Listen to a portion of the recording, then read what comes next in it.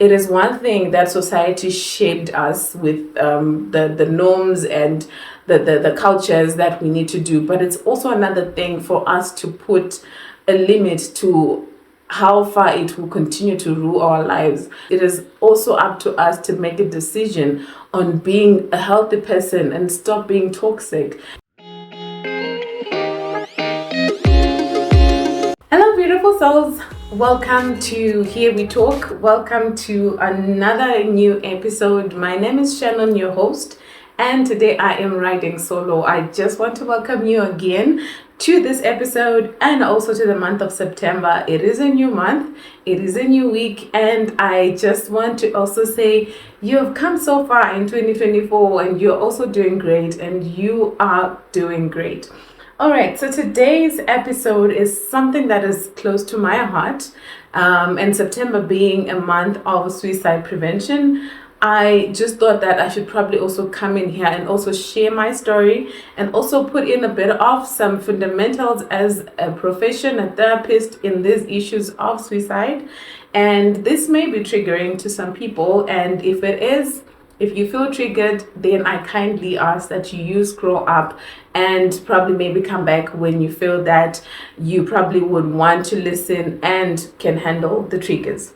All right, so in our culture or in our society, especially the Black society, we have accepted to not talk about suicide openly, because also it feels like it's a taboo, and also it's something that we are not comfortable with because other people then name it as black clouds, like mnyama, and those are evil things and evil spirits that cause people to commit suicide. And you found that there's so much resistance in our communities when we come to talk about these issues. I lost my dad through suicide. I think there was an episode I did with my brother when we talked about his own journey in healing after losing dad. And I would say that journey has really opened my eyes.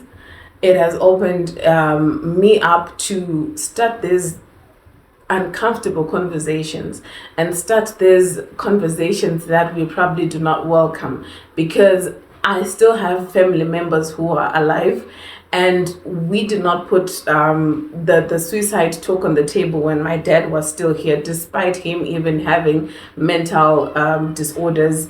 We never just put the topic on the table. And now I make it a conscious choice to really start the conversation, because I also do not want to lose another family member to suicide. So I think also because of that personal journey, I really think that we should start the conversations, because in life we have really get used to our pains. We are really used to be wearing our masks so perfectly and so fine that you may be seeing me here and doing the work and being here talking to you, and we think that, oh no, Shannon was doing great. She was actually posting on YouTube, and she's active on her Instagram and all of that, and yet it is not really what it looks like.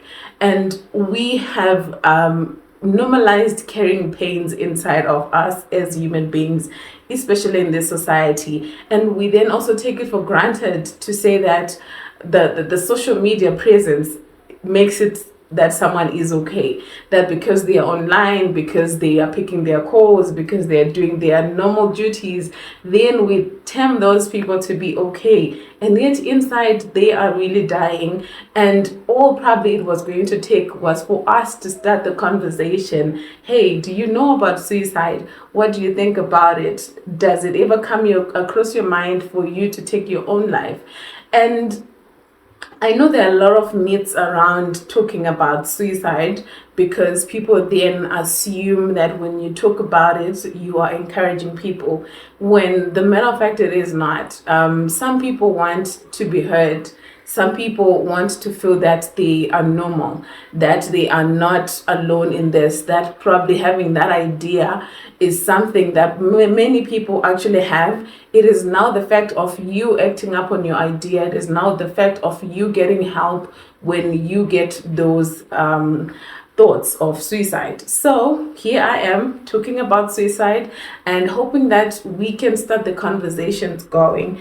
And I just want to give you the stats of 2024 in as far as Zimbabwe is concerned, to show you that this is a really serious matter and we are losing people in our families, and it's something that we really need to take into consideration, to ask for help, to listen, to get information, to react when people do the attempts, that we also be supportive in our homes.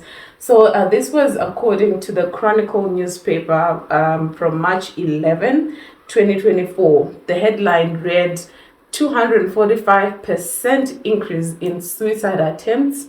Alcohol and pesticide blend, the most popular method. And what they said, that this were statistics between January and February this year, and there were 38 attempted suicides recorded at Mpilo Hospital from young adults under 30 years old. And now this is the only Mpilo hospital that had the stats. We have so many other hospitals that also have other cases that are not recorded, obviously.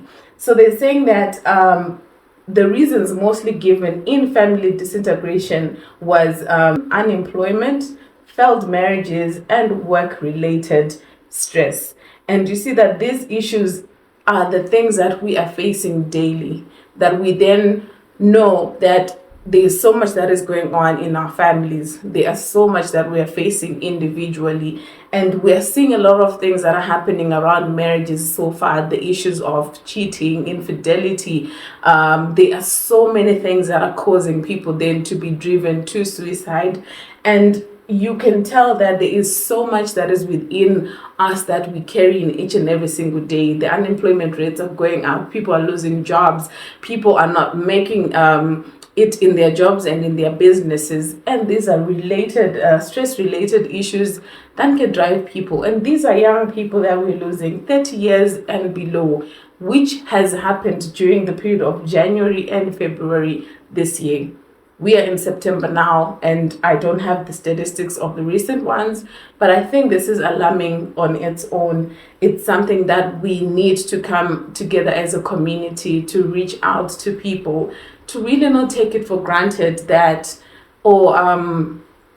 she lost a child, or she lost her job, or probably she's not doing quite well because she's divorced, or he then caught his wife cheating, and we assume that, oh, it's a normal thing, these things happen to everyone, you should man up and you should just carry on with your life. And we take it so easy because now we are getting used to the situation of seeing marriages being broken on social media, men cheating their women, women cheating their husbands, and now we then desensitize it and make it something that is normal, to think that we can just carry on the life and say, oh no, you're not the first one. Be a man up, because you are still living. But then we do not really get to understand what is the person really feeling. And I think it's something that we need then to do, to understand that these things are the issues that are causing men and women to commit suicide. We also need to give that place of safety, the safe spaces where we are there to understand what the person is going through. We are there to give a listening ear, to know what they are thinking without judgment, without us having to give them ideas or to give them opinions or to give them advice, but to hear them. What are they really feeling inside? And possibly then put in the advice of them seeing a professional help, because sometimes some of these stresses and the things we go through in life, we are not capacitated as society to handle such situations. So it's also something that we need to do, to be able to direct someone to go to therapy, to direct someone to speak to a counselor. And we know that there are so many other people, even in our communities, that we know that this person is able to listen, this person is equipped to help this person get their healing journey. And I really think that it would be a good thing if our society takes the responsibility of what is happening.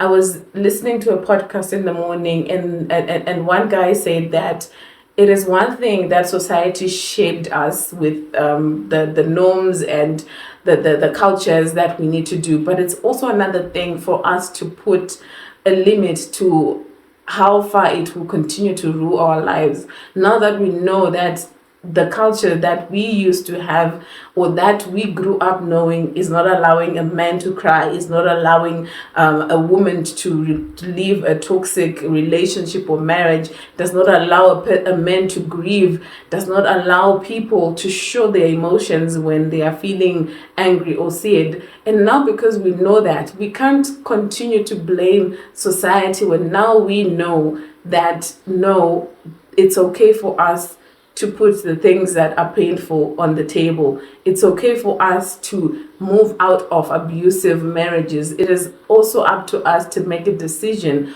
on being a healthy person and stop being toxic, and be able to reach out to people, encourage boys to cry, encourage boys to get up after crying, move forward and not give up on life, to talk about issues of what to do when you feel unworthy. How do you then get up when you fall? Because those are the conversations that we need to start to talk about now, because we all know this is life. We are going to fall down, and when we fall down, what happens? We now need to know that falling apart, falling down is part of life, and we cannot run away from it. It is inevitable that we're going to get heartbroken, we're going to get hurt, we're going to get disappointed, we are going to fail. And when we do fail, then what? We need to get up again, dust ourselves, move on and try something new, change things that probably we did before and try other things. Now that is a conversation we need to start when it comes also to suicide. Be open about it. It's not a taboo, because we are now seeing families who are still grieving right now. I'll give an example of me. It's not like I'm fully healed from my dad's passing away. I have my moments where I've got questions, where I really feel that probably we could have talked about it. And it's something that I will continue to have most of my times in my life. So we can't ignore it, because we have people who are facing losing a family member because of the suicide. There was a time I read a newspaper, I think 2 months ago. If it's not quick, it was somewhere in Gweru, where a businessman who committed suicide the day before he was taken to court, I think because of debts.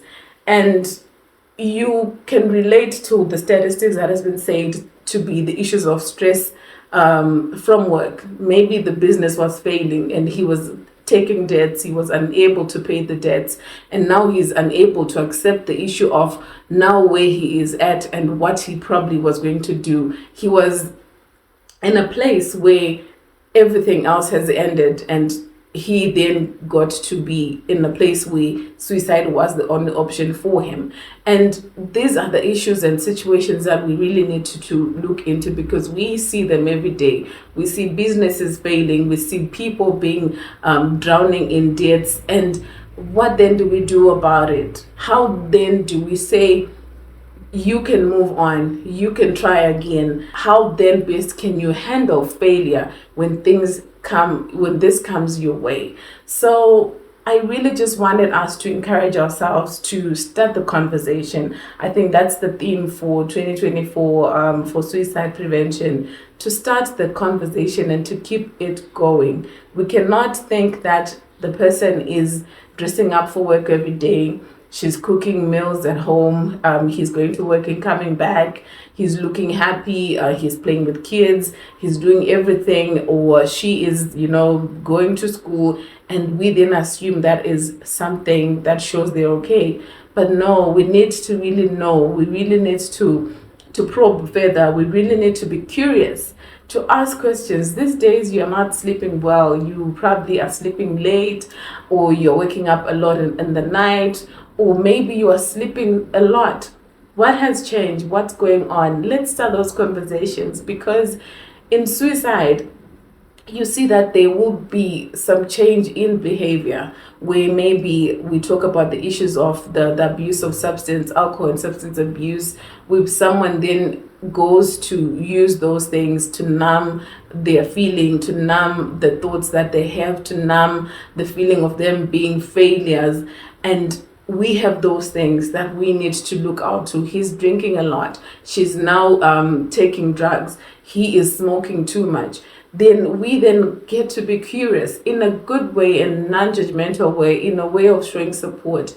I've noticed that this is now something that is going on.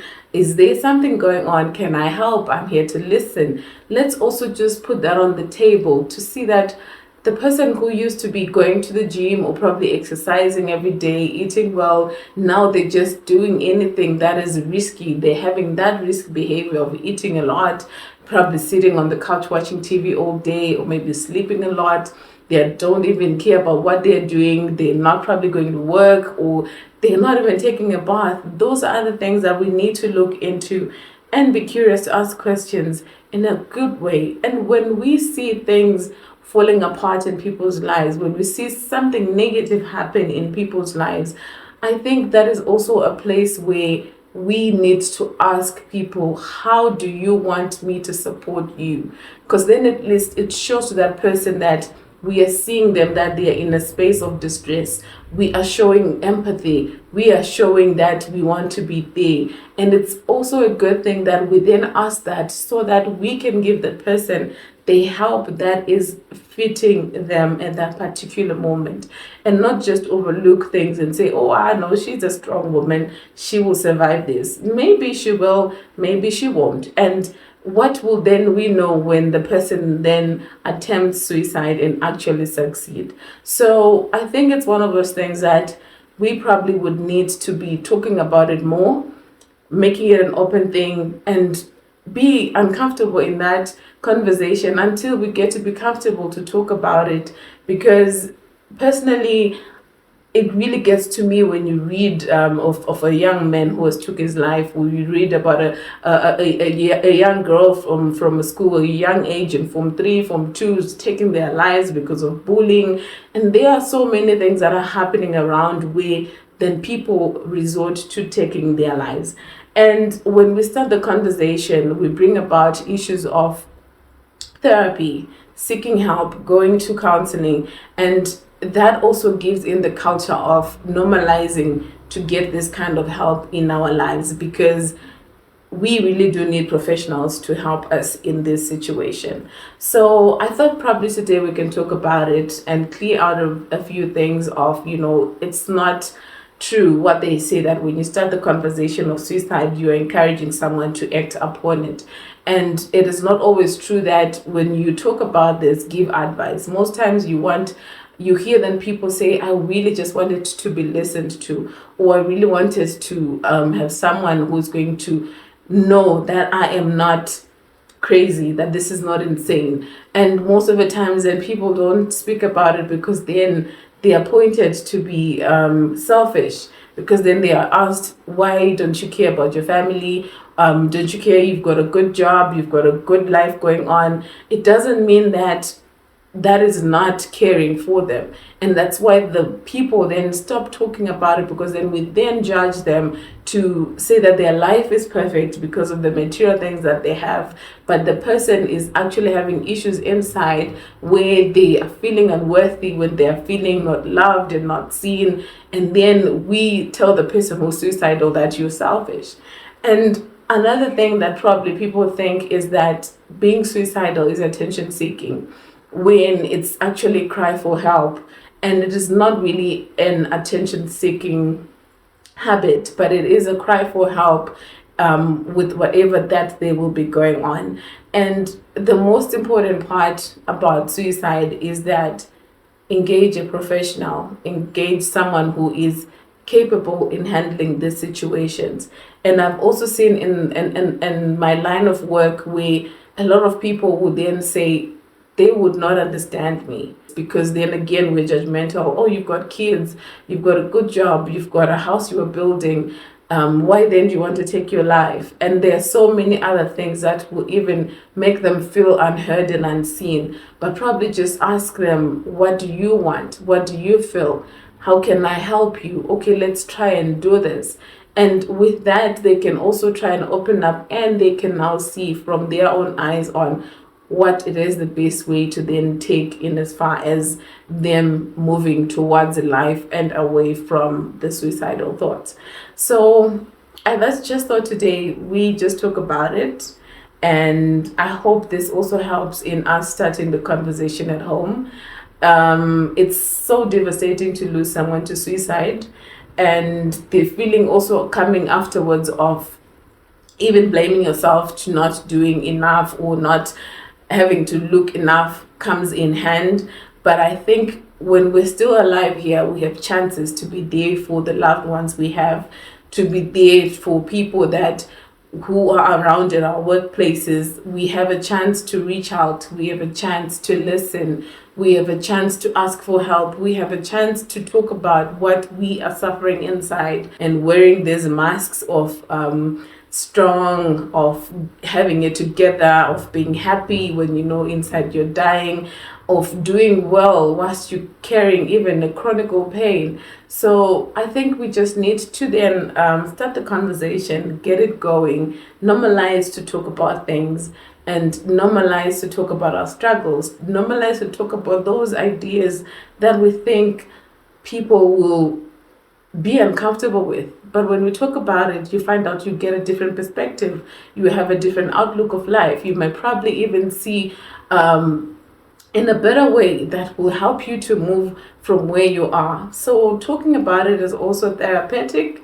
That's why also in therapy we say talk therapy, because then already psychologically you've also spoken out your emotions. You've also spoken it out, and it has regulated your emotions. It will also relieve you of the pressure that you have inside of holding those things. So I hope that in our homes we create the safe spaces.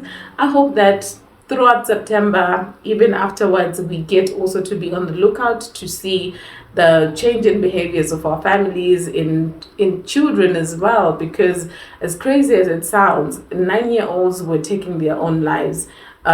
Kids in primary school were taking their own lives.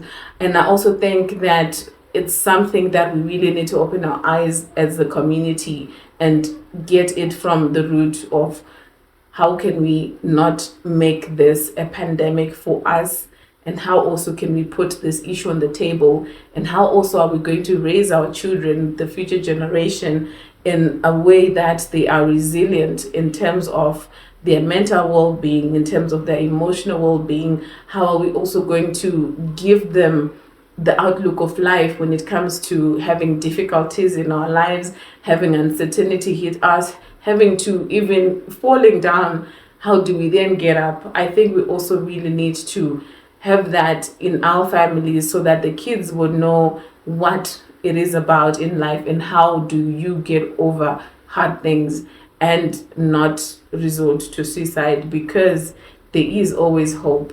You don't have to be going through the road by yourself. You don't have to be alone. There is always help. And I love the issue that we are all human beings. At some point, I'm sure each and every one of us feel that sometimes they have not done enough. Sometimes they are not where they want to be. Sometimes things don't go away. But it also is a good thing that we are then able to see some light that will help us to move forward. And that is what we want us to share around as people, as human beings, to hold each other when someone is falling apart, to be there to support each other when someone doesn't see the light. And we then reach out to them, and we then listen to them, and we then also take this on as the whole community. So I hope this episode will make us to start about this, and I would really want to hear what are your thoughts when it comes to starting conversations of suicide. I also want to know how any kind of words that you would probably want to tell someone who is also thinking about it. You can leave them in the comments, say something that is positive, share a quote, share any kind of words that are uplifting. Maybe they may be helping someone who is on the verge of falling and who is holding on to a string of their life.